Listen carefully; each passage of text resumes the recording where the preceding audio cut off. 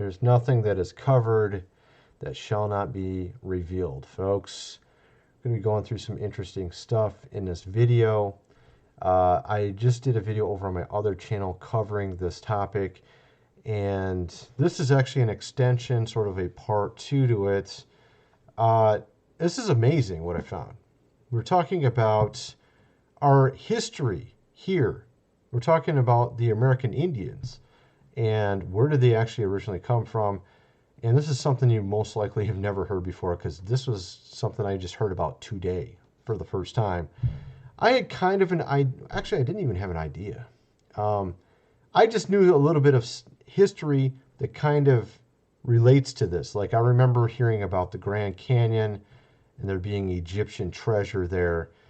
Other than that, though, I hadn't really heard anything like this. Essentially, what we're talking about here is some of the American Indians are from Egypt, from Assyria. They're from ancient Babylon. They're from also other countries as well. We're talking about Mediterranean. And it's going to be pretty surprising to you what I got to show you, folks, because I'm guessing a lot of people have not seen this before.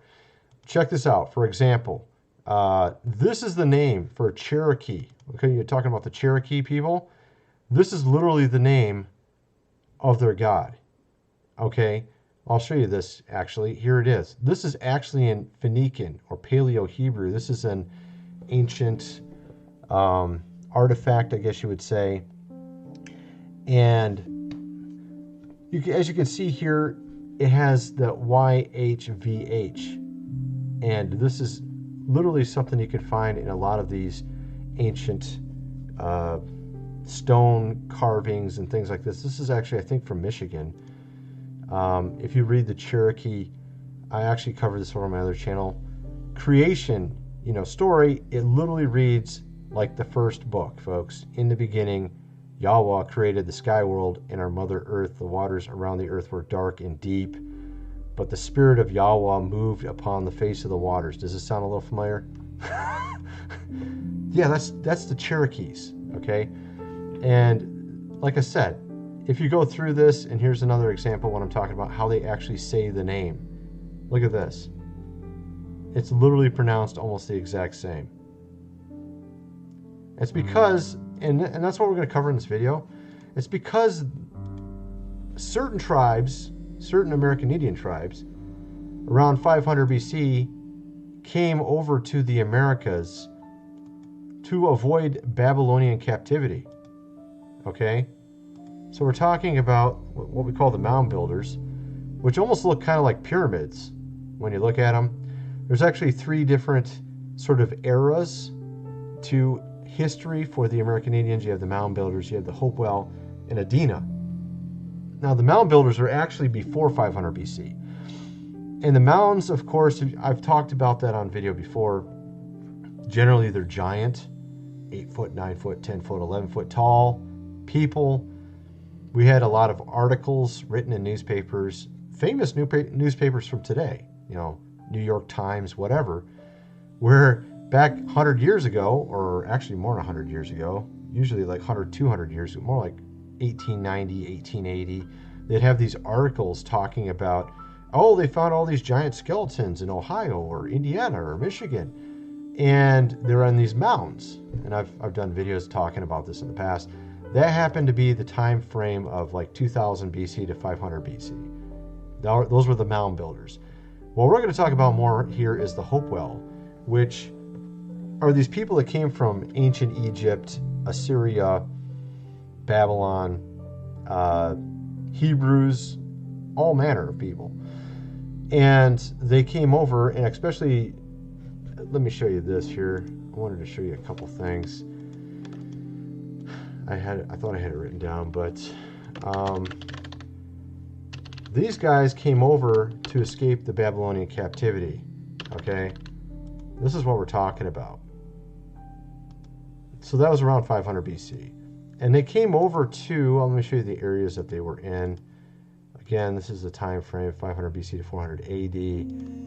If we go through this, We're talking here, Hopewell sites are Atlantic Coast, South U.S., Tennessee, and Iowa. Now, also there's some rather interesting stuff going on around the Great Lakes as well. As you can see here, they came in through the Great Lakes, or down below with near Florida. This is those that were trying to get, as you would say, away from Babylonian captivity, which is around 580 BC, I think it was. And this is the type of buildings they would have. As you can see, it kind of looks like a sort of pyramid structure, which is rather intriguing. And how they set up their, this is the Cahokia State Historical Site here. And how it looked. It looks kind of like, again, a pyramid structure. This is the North Carolina mounds, as you can see here.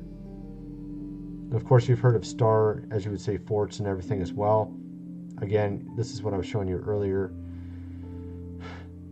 For the name of, as you would say, God, you have in their Native American languages, YAHWEH. You see that? YAHWEH. YAHWEH, YAHWEH, YAHWEH, YAHWEH JAHWEH.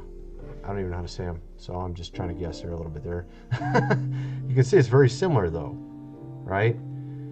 Now, I showed a lot of things in my other video that are pretty surprising. I'll show you a little bit here because it's just amazing. This actually here's very amazing. This is from various American Indian languages. They have words, how they're spoken, how they're written, and compare them to Chaldaic. As you can see here, very similar. Okay, Shilu, Chemim, instead of Shemim, Abba, Ish, as you can see here, literally almost the exact same words. Now, these are various American Indian languages. What it was essentially is, again, it's kind of interesting. It reminds me of when we came over here. You know, you had the Spaniards, you had the English, and you had the French come over to this area, this country, and it was around, you know, 1600s, 1400s, depending on who you're talking about, right? Now, of course, Michigan wasn't even established till I think it was 1830. A lot of people think it was just, 17, whatever, but it was actually a little bit later on. So you have all these people from different areas coming over, right? The same thing happened back then. You had Assyrians, you had Egyptians, you had all these different people from different places coming over at the same time, and that's who make up the American Indians. You have different tribes are actually from different peoples. Like I mentioned about the Grand Canyon, that there's a lot of treasure, Egyptian treasure in the Grand Canyon. Of course, for 100 years, they didn't want people to know about this. There was an employee that worked for, I think it was the Smithsonian, that came out and put out an article talking about this, that there's this area in the Grand Canyon where there's this huge amount of Egyptian hieroglyphics and gold and just random items, right? Artifacts. And then they said, oh, no, this guy doesn't work for us. We don't even know who he is. And they said that for 100 years. They literally for 100 years said they didn't know who this guy was. He didn't work for us, he's not part of our company, like that. Then I think it was 2015, somewhere in there. It was recent, not that long ago. They put out a little article on their website. Oh yeah, that guy worked for us. yeah. We're just telling the opposite for 100 years. No big deal. Who cares? It's not a big deal. Yeah. Of course, they also, if you go look at these, I've talked about this in the past as well. These articles from 100, 200 years ago talking about these mounds like we were just looking at there. They had more ancient mounds. Like I mentioned, there was people back in 2000 BC that were here, the mound builders. And, these were everywhere. Ohio, Indiana, Michigan, everywhere. Actually, there's a lot of other states too, Tennessee, all of them. They had these mounds and they would have giants' bones. I mean, they'd be like, 10 foot tall. And the Smithsonian would come along and take them all. And they'd be gone. That's really nice of them, right? And then, of course, you'd never hear about it again, right? Of course, this completely fits in with evolution, right? So supposedly you're supposed to be getting taller, not the other way around. And so it doesn't fit the what they want you, you know, we're talking what they put in the history books here, folks. And a lot of this doesn't fit, and I'm actually starting to think that this is pretty prevalent everywhere, because I've done a few videos on other places as well, like India. I've covered China, their ancient history. If you go look into it, they have very similar things to this, where you see connections that, you know, you never heard about. Literally this. Or also, I mean, in the case of India, you had Thomas, as you would say, the doubter, who went there, and it was all of southern India. And there's like these ancient temples where it looks just like this Cherokee thing here, where they'll have like literally something written like this in some ancient Indian temple in India. And it will say literally almost like what it would say in this book here, okay? Almost word for word. And they have no clue. The people that run the temple don't even really know. They're like, oh, okay. Like they forgot their history or something. And it's interesting. Like I said, you can see it with this as well. Some of these ancient American Indians had their own, they had very nice architecture as well, even buildings and such, as you can see here. This was, you know, 500 BC, folks. Okay? And, I mean, you want to go check out my other video because I cover a lot of other things as well. Matter of fact, they even have this one American Indian tribe. I'm trying to remember which one it was. They had this copper tube that had this parchment in it, and the parchment had one of the 5 books of, as you would say, Moses. Part of it. We're talking an American Indian tribe, just something that was handed down to them from generation to generation. Oh, here, we got this copper tube here with this book in it in Paleo Hebrew, you know, which was the original language, or Phoenician. And like, for example, with the Cherokees, they were clearly from this area, folks. Okay, the Cherokees. Here, if you look at the Cherokee green corn ceremony, it's literally the exact same as the fall feast. Okay? So, this is, we're talking this country, of course. I think you already know what I'm talking about. So that's where the Cherokees actually came from. During the Babylonian captivity, they came over here to avoid it. And that's who the Cherokees are. That's actually one of them. And literally, if you follow this, they have the exact same ceremony. All the exact same, except for the offerings are made unto the thunder beings, in the case of the Cherokees. Other than that, everything is the exact same. So, how is it their ceremony is the exact same? Why do they have literally Phoenician written on their stuff? Okay? Why are their words all the same? I mean, this is what I'm trying to get at. So it's just, I think it's pretty amazing. I just discovered this today, and I thought this was just so surprising. I thought I'd have to talk about it because it just seemed too good to not talk about. All right? I actually got a lot of stuff to go over here. Let's see here. What else do we got? I was trying to... Okay, so these are the Hopewell sites. The Atlantic Coast, Tennessee, and Iowa. And like I said, they're different for each tribe. Okay? And I was trying to get over to something over here. What was I going to show over here? Let's see. Oh, yeah, this is really interesting. I wanted to show you this. Okay, so this is... I'm trying to remember. This is the... Is this a Mi'kmaq? Mi'kmaq? How do you say it? I think it's... I'm trying to remember the tribe's name. Oh, yeah, here we go. Mi'kmaq. This is who it is. Mi'kmaq tribe. These guys, their letters or hieroglyphs are literally the exact same as ancient Egypt. So this is a Smith-Anthon letter hieroglyphs from ancient Egypt. This is the Mi'kmaq Indian hieroglyphs. And if you go down the list, they look almost all the exact same. You see that? skip back too far. Here we go. There's more. You can see their letter system is the exact same as ancient Egypt. You never hear about this in school, do you? No, you don't. Here you have another Indian. This isn't even in the same area. This is a completely different area. Where were these guys? These guys were over in Hill Kumra. Okay. So they're like near the Canadian border, okay? Talking like New York or something there.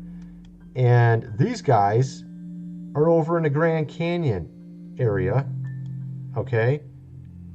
These American Indians have some sort of heritage with this. These are the actual treasures that were found in the Grand Canyon. Like I said, it was like 2015 or something. And again, look, this is a History Channel, folks. This is from the History Channel. Now, before 2015, like I said, the Smithsonian was saying, oh, there's nothing there. Nothing. That guy never was employed by us, by the way. There's nothing over in the Grand Canyon. What are you talking about? Like saying for 100 years it wasn't there. I had a video, like I think it was in 2012, talking about this. Saying there was something there. Right? Here's some of the actual gold pieces that are from Egypt that were in the Grand Canyon. And here's one of the American Indians in that area. I can't remember which tribe this guy's from. There's so many different tribes, but what else was I going to say? Oh yeah, they had the red-haired, as you would say, giants also near the Grand Canyon, and there was a long thing between the Indians and them there, and I think it ended there. I think it was there at the Grand Canyon that it ended, or near the Grand Canyon. We're talking about one of these. They had a lot of these apparently between the Indians and the giants. And of course, this is very ancient history for even them. But they have lots of stories, even books talking about this, okay, between the Indians and the giants. So, and I know one of them ended near the Grand Canyon. So it's just amazing, all of this. You never hear about any of this stuff. Like I said, I pulled up some history books that were written by the conquistadors back in what was it like the 1600s or something like that. And I was going through some of the history books that they were writing back then, and it talks about giants all throughout it. Talks about them having, you know, a skull this big, literally, and they even had like this cave with like 3 kings, you know, sitting on their thrones. And I mean, there was a lot of interesting stuff. I did a video talking about that, and that was with the Incas and Mayans and such. They had all their stories about them as well, but it's rather curious, you know, this whole thing. The more I look into this stuff, and I plan on doing a lot of videos like this, because I figure if I found something about India, if I found something about China, if I found something about the American Indians like this, I'm guessing this is everywhere. I'm guessing this is literally everywhere. And I should just do some pretty detailed videos covering some of this. I mean, I'm just barely scratching the surface. I'm just like pointing out little, you know, like the tip of the iceberg here of what is actually here. Look at this. This is one of their carvings right here. Shows one of their ships, and it shows all these people. What do you think this is, folks?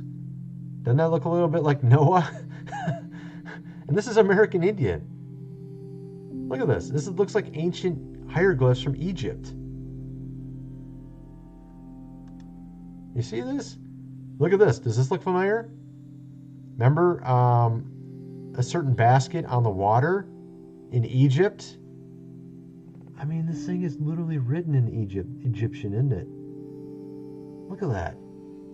That's in America. That was found near Michigan.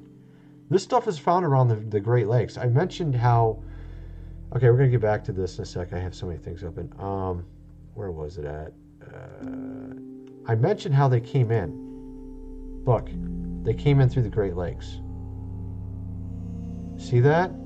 This is where they found a lot of this stuff. So when they first came from, you know, avoiding Babylon, trying to, you know, get away from that, they came in from these two different directions, from near Florida and then through the Great Lakes.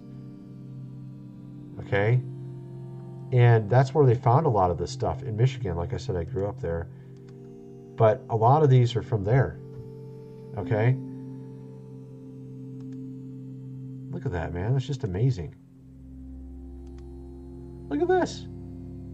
Looks like the Ark. We're talking to the Covenant here, folks. Very similar looking. Even a similar type of design for... Yeah. And of course, I've done videos on this as well. Dragons. And there's a lot of this. If you go look at some of the pottery and carvings from the Incas and Mayans, there's tons of this. They'll even show the design of the scales on some of the dinosaurs that they wouldn't even be able to know about if they're supposedly from millions of years ago. They actually had, I saw one Mayan one, and it had the scales exactly right. Just the way we know they are, because they got preserved in some honeycomb, or I can't remember what you call it, that amber stuff, whatever.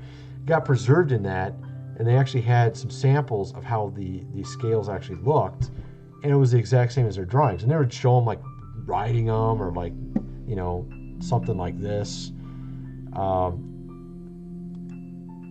You know what I mean? And there's like stories like this about dragons everywhere. I'm sure if you see my other videos, you know all about that. But there's tons of those stories as well. So, I mean, it's just pretty amazing, some of the stuff here, folks, that I've found. What else do we got here? There's actually a lot more. They got like tons of these pictures of things like this. Look at this. What in the world? It's like a castle. So this is amazing too. Wow. I don't know. I guess this is something that maybe was made later. I'm not sure. Some of these. What is this one? Oh, this is looks like Egyptian as well. This is also YHVH. Okay, what was it I was going to show you? I was going to show you something else back here. I have so many windows open right now. Yeah, here we go. I think I mentioned about this. They had some scholars actually look into this copper tube that had this parchment and examined it and figured out what it was. And like I said, it was part of the 5 books, okay, as you would say, of Moses. They found these as well in Farmington, Connecticut, on Pinnacle Mountain. As you can see here, also written in Phoenician. You can see Adam, Abraham. So there's a lot of this stuff, folks. It's quite amazing. But at any rate, so there's a lot of stuff there, and you could check out this channel here. Okay, he has a number of videos like this. I haven't even went through them all. I've just went through a little bit of a couple of them, and then there's also another channel I was looking at here as well. Actually, there's a couple channels, but that was one of the main ones I was looking at right there. I was showing you stuff from his video there, because this video is like 1 hour and 30 minutes long. I'm just showing you some of the highlights of what it says. I'm not going to be making an 1 hour and 30 minute long video here, folks. But at any rate, so also, I mean, considering some of the stuff that we've been seeing of recent, folks, with inflation, and it just, I've been reflecting on this the last couple of days, just how things have been. And I'm just like, wow, look where we're at, man. We don't even know our history. We don't know anything. We have all this technology. We got computers.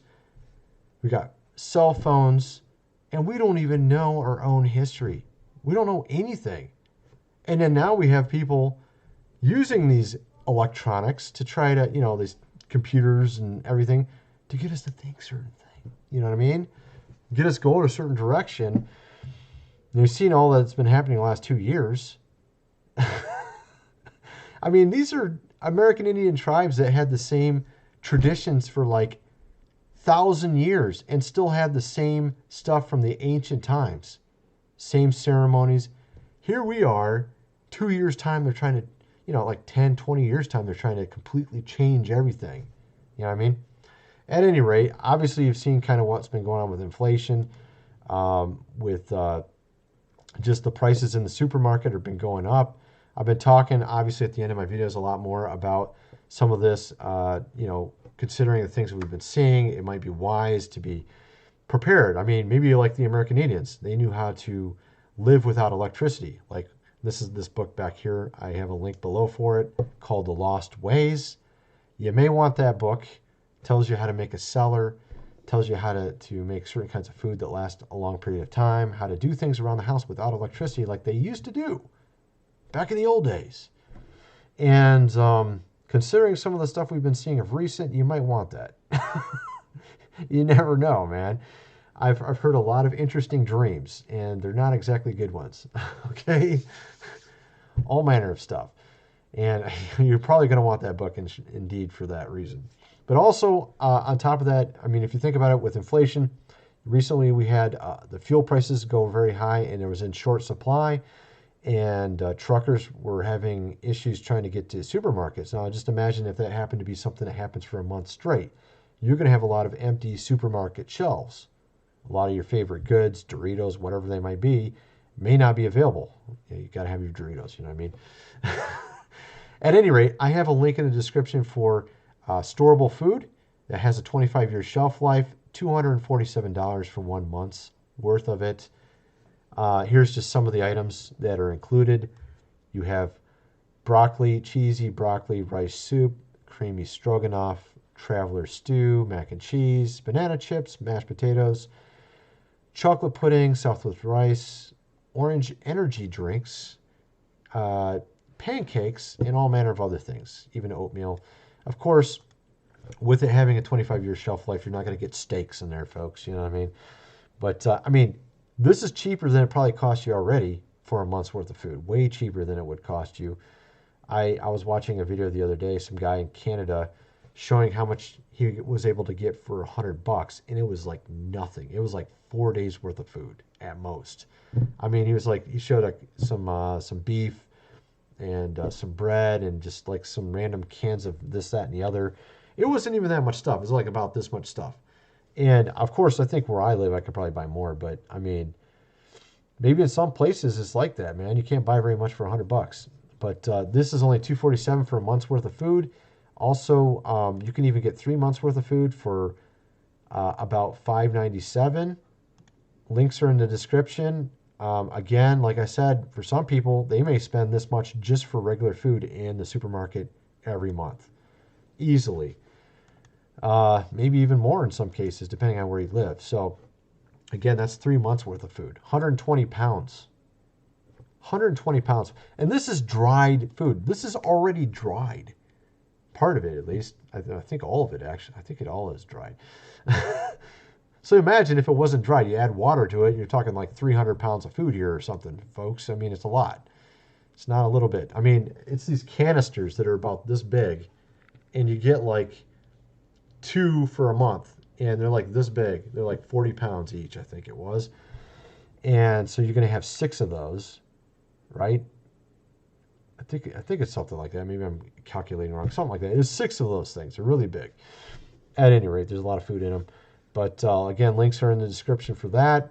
And also, I would recommend, considering how the dollar is losing value daily, we have things like gold, silver, real estate even. I just came across something rather interesting I'm going to tell you about in a second here about my own house, my mortgage, that you may want to look into, because I'm going to be saving myself a lot of money as a result of it. We're talking, in my case, it's actually not a lot compared to maybe someone else. I mean, $50,000, $60,000 sounds like a huge amount of money, right? I may be saving myself that much money soon here, because the bank called me and told me I can get 1% lower APR on my mortgage, right? I'm thinking, okay, well, I'm going to save a little bit of money doing this, right? Maybe I'll refinance, right? Because the rates are really low right now. Okay. So then he went through the mortgage calculator and showed it out. And I'm like, wow. I mean, if I pay just a little bit more than what I'm currently paying with this 1% lower, I can get it down from 30 years to 15 years with only adding a couple $100 onto the end of what I'm already paying with this lower interest rate, shaving like 50,000 off. And I have a low cost mortgage compared to most people because I live in a very cheap place, cost of living wise. I mean, if you're in California, you might be able to save yourself 200,000 bucks or more, maybe 300,000 on your loan. This is what I'm talking about. I mean, like, this is a lot. So I would recommend looking into mortgage loans in your area. You might be in for a good surprise on that. You might save yourself a lot of money, pay off your house early even. And like I was saying, with real estate and getting onto the whole thing with real estate, prices are the value of real estate is going up right now. If you already have a home, if you're able to lower your payments, and on top of that, the value is going up. It's going up with inflation. The dollar, holding the dollar in your bank account is going nowhere. It's going to just lose value. But I mean, a very simple thing you could put your money into is like silver coins. Silver coins, they only cost 35 bucks for like a half dollar, or essentially 1 ounce of silver. This is what I'm talking about right here. Let's see if I get 1 troy ounce here. Here's an example of something. Yeah, $32 for 1 ounce silver buffalo round, for example, things like this. And if the dollar happens to go to zero, people are going to be using things like this right here, silver coins.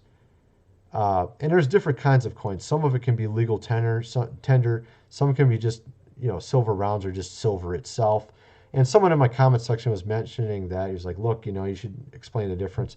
I'm not exactly a silver expert. I just know that it's smart to have it. And it probably is wiser to get the ones that are actual tender. They might cost slightly more, but I mean, it will have more value, perceived value in people's minds, especially if the dollar is worthless and you have to use something else. There's also gold. Of course, gold is something that's far more expensive, though. A coin of gold can cost you even $1,000+. That's why I don't usually buy those. I usually buy the silver instead.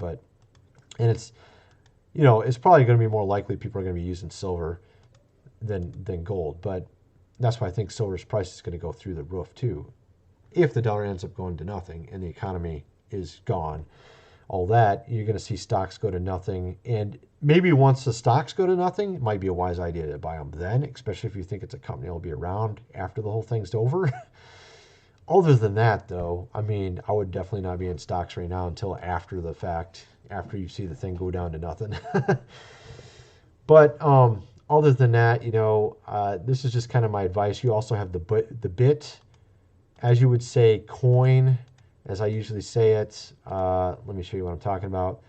Right now, the price is down quite a bit from where it was. Now, just to give you an idea, 14 months ago, a little over a year ago, this thing was $4,000. The bit, corn, as we'll call it here, was $4,000 a little over a year ago. Now it is $38,000. Right now it's down. It was actually $70,000 like a little over a month ago. So I was telling people back when it was $4,000 to go buy it.